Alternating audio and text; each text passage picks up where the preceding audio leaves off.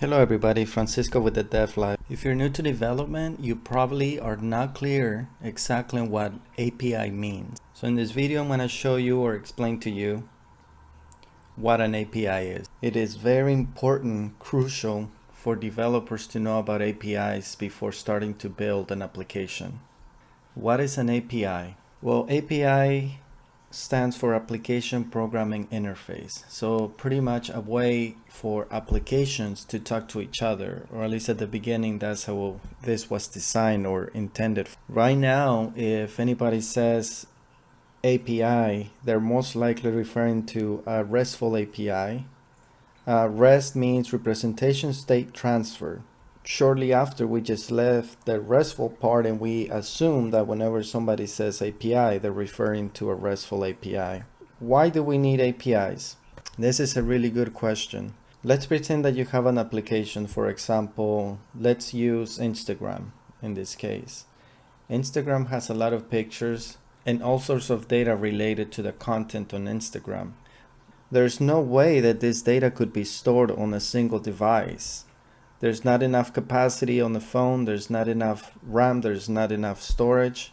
Servers, on the other hand, you can cluster them together, put them in a warehouse, and they have a lot more capacity to be able to hold all that data for an application like Instagram.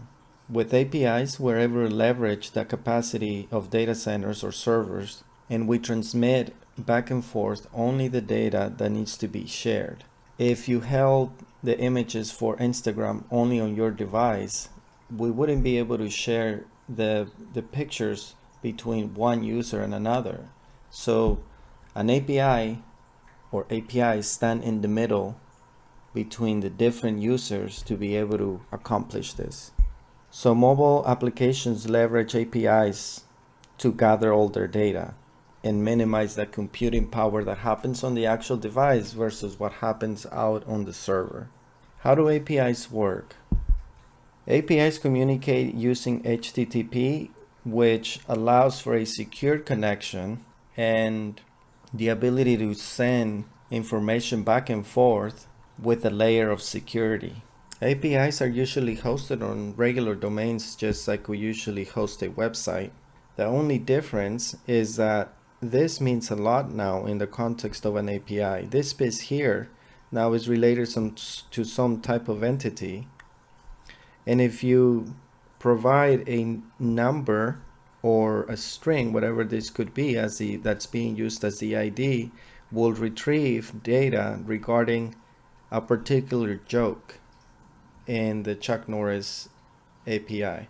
So let's take a look at that and see how that looks. I found this API on Rapid API, which is a catalog of different APIs. Some are paid, some are free. But this one I thought could be a good example to show you how APIs work.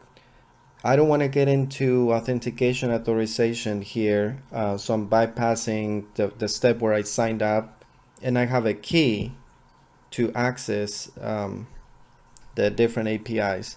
In another video, I'll show you how authorization and authentication work to secure your APIs, but I want to just keep it straightforward. So let's go into the way this is structured. As I was explaining earlier, as you can see here, we have the jokes object, and this is the ID that identifies this particular joke. Over here is a URL or the endpoint that I called. So imagine that right before here, there is the domain that we talked about, which is this portion down here. So I made a request to jokes/random, and this here, the body, was the result. The response is giving me information regarding the joke, when it was last updated, the ID for it, and if I want to save the direct URL to this joke, it's listed here. And this is the actual content over here. That is pretty much the premise of how an API works and how you could leverage it to build your applications. If you found this video useful, please don't forget to hit the subscribe button so you can be notified when we publish a new video.